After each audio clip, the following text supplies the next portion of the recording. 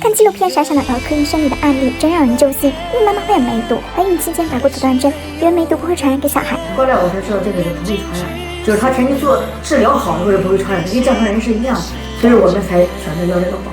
但没想到，小孩出生才半小时就被送到了重症监护室。看完医生介绍才知道，妈妈如果感染了梅毒，她会穿过胎盘，直接伤害到宝宝。甚至因为认知偏差，很多妈妈可能根本不知道自己携带梅毒。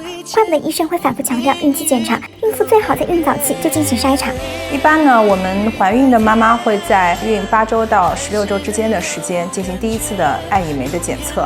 那么在这个时候，如果检测出梅毒的抗体阳性，就要开始阻断治疗。梅毒抗体阳性就得马上进行阻断治疗，这样才大大降低胎儿被感染的风险。在第一个疗程完成结束以后，降低胎儿的感染风险。比起谈没色变，更重要的是及时检查，认真对待孕前检查、孕期筛查，把对小孩的伤害降到最低。所以家长面对梅毒不必谈美色变，但也千万不能抱有侥幸的心理。